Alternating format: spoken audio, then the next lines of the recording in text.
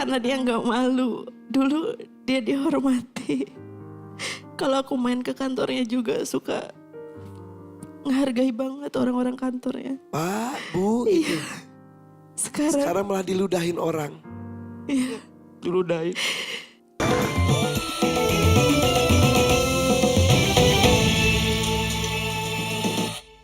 Di sini di Dede Dangdut Menadakan Panggung Rezeki, kita bisa melihat perjuangan orang-orang untuk mewujudkan impiannya atau memecahkan permasalahannya. Bersama kita ada Bli dari Bali, Herbal alias Heria di Bali. Iya. Jadi hijrah dari Bali ke Jakarta tuh kapan? 2016 akhir. Karena yang saya tahu orang Bali tuh sangat jarang yang merantau ya. Ya. Kebanyakannya tidak. Heeh. 2016 akhir. 2000. Apa yang membuat Mas Herbal pindah ke Jakarta? Jadi saya diculik Culik? dari salah satu perusahaan provider. Jadi di Bali ini kan provider kan perang waktu itu gitu kan ya. Maksudnya persaingannya Persaingannya ketat gitu kan. Jadi nyak sing Iban ke Jakarta magae gitu. Mau nggak kamu kerja ke Jakarta? Kebetulan memang impian pengen tahu Monas. Oh gitu. Akhirnya oke. Iya. Pengen lihat Monas, kalian kerja mencoba. Pengen tanggal 25 pas Natal, Desember saya berangkat Ke Jakarta. Iya.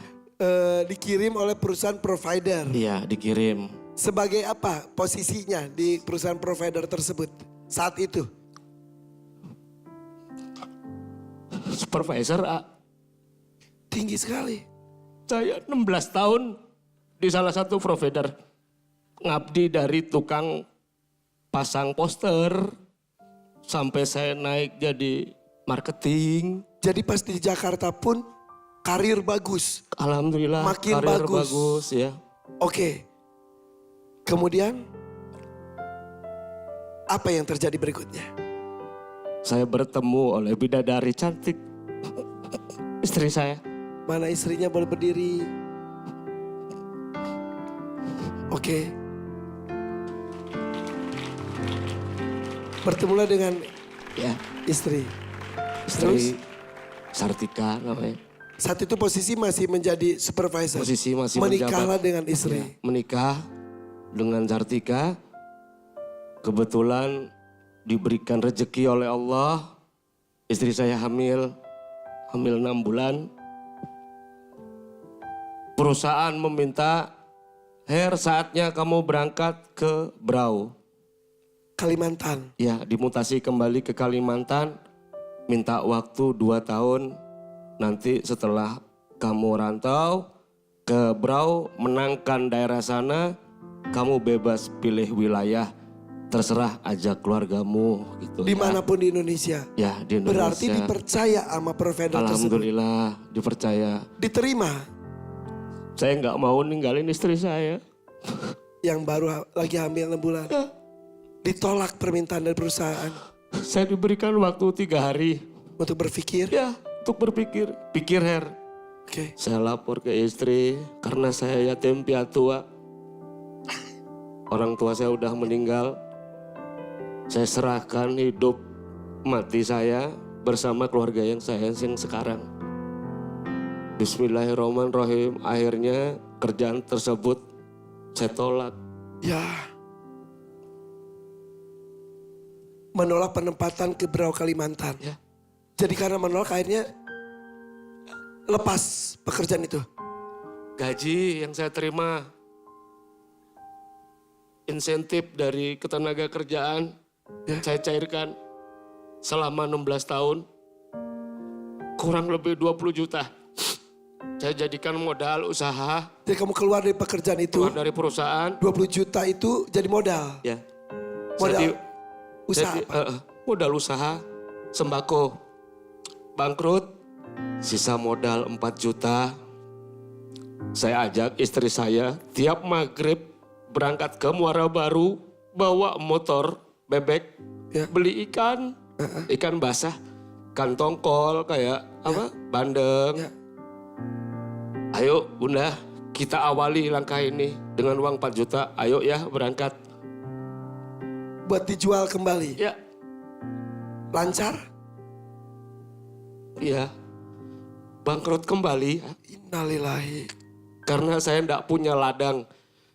Enggak punya buangan untuk berdagang itu. Saya dimarahin sama dagang-dagang yang lain. Beli Heri, kamu dagang ikan basah emang sudah punya langganan? Enggak. Ya, Berapa uangmu habis? Udah selesai? Ya selesai. Habis. Enggak ada yang di apa? yang di kantong habis. Habis. Jadi dari tadi cerita hamil 6 bulan itu ada kehamilan-kehamilan berikutnya. Ada. Yang bungsu umur berapa? Yang bungsu sekarang umur 29 hari ya. Baru. Masih masa nipas, istri saya ikut. Pengen nemenin. Memberikan semangat. Mbak baru melahirkan Iya, belum 1 bulan. belum. Sengaja datang menemani suami. Nggih. Selalu berjuang berdua. Iya Kak. Jadi mengikuti suami itu dari mulai senang Iya. sampai jatuh. Sampai perjuangan hari ini. Iya.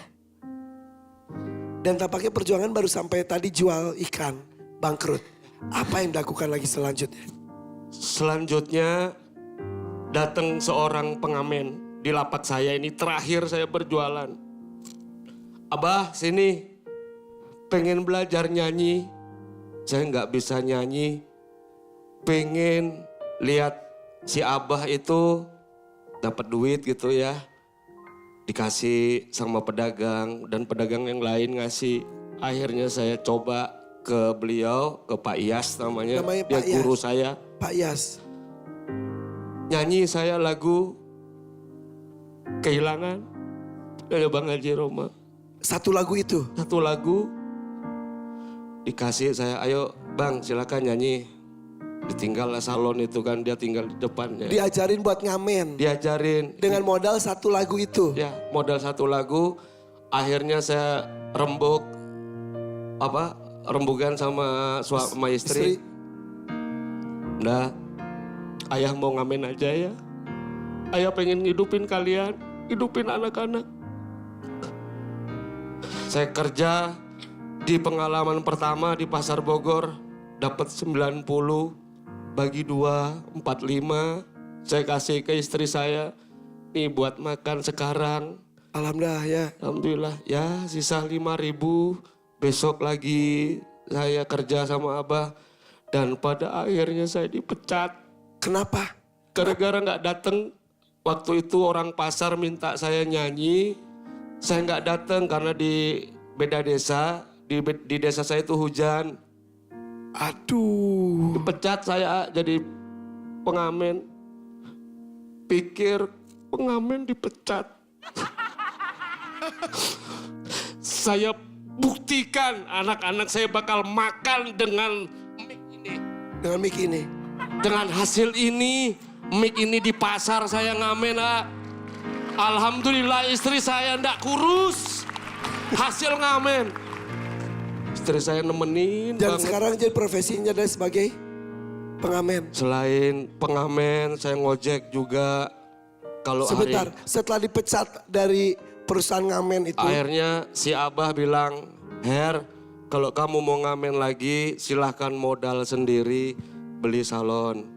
Akhirnya beli salon Akhirnya sendiri. saya berdiskusi sama mertua, dikreditin salon. Tuh istrinya tuh.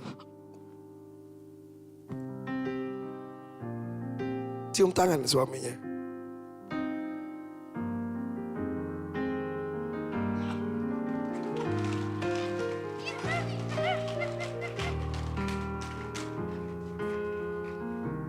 Dia nemenin saya.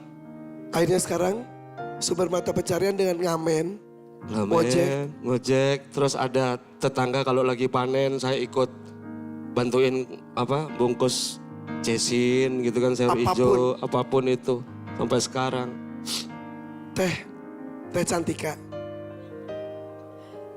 mempunyai suami dulu seorang supervisor. Iya Kak. Menolak penempatan kerja karena ingin mendampingi teteh yang lagi hamil. Iya. Pecat. Usaha gagal dan gagal lagi. Iya. Ngamen pun dipecat. Iya. Akhirnya sekarang jadi pengamen. Iya. Dulu suami supervisor, sekarang menjadi pengamen. Iya. Ada rasa malu nggak? Enggak.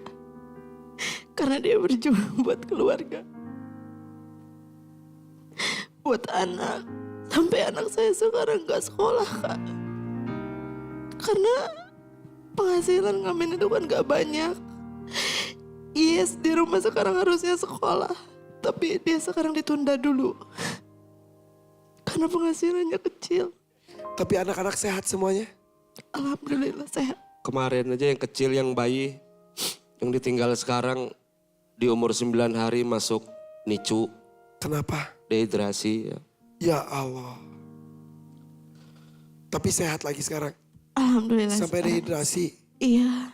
Tinggal di mana sekarang? Di Cinang Neng. Di Bogor. Di Tapi rumah sendiri atau ngontrak? Kontrak. kontrak. Kontrak pun udah 3 bulan belum bayar. Berapa sebulannya? 350. Ya. Bangga punya suami. Bangga banget. Karena dia nggak malu. Dulu dia dihormati. Kalau aku main ke kantornya juga suka ngehargai banget orang-orang kantornya. Pak, Bu, itu. Sekarang Sekarang malah diludahin orang. iya, Diludahin. Ini semua terjadi dalam berapa tahun? Dari supervisor sampai menjadi pengamen yang 8 tidak tahun. dipandang orang. 8 tahun. tahun. dari hamil yang pertama kan. Terus setia pada suami. Begitupun sebaliknya. Iya. Kesetiaan seorang istri itu diuji ketika tak berada. Ketika tak punya. Ketika sengsara. Iya. Dan kesetiaan seorang suami pun diuji ketika berharta dan kaya raya. Mudah-mudahan akan bahagia nanti di ujungnya. Amin. Dan Ya Allah. kalian saling membahagiakan satu dengan yang lainnya. Amin. Ya Allah. Amin. Amin. Mohon maaf 1 jutanya boleh saya pegang dulu. Karena mudah-mudahan ini bisa berubah menjadi berlipat-lipat ganda ya. Amin. Dengan usaha yang dilakukan. Sama juga merasakan diludahi. Tidak dihargai orang, pandang Iya. sebelah mata. Jadi saya tersentuh